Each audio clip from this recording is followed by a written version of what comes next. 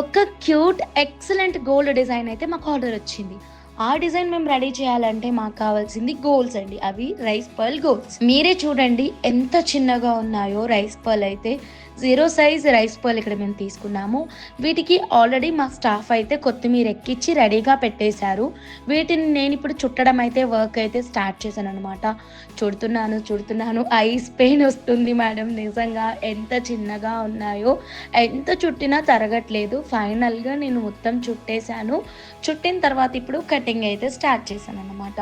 ఈ కటింగ్ కూడా చాలా టైం టేకింగ్, ఎందుకంటే బీడ్ పట్టుకోవడమే చాలా కష్టంగా ఉంది.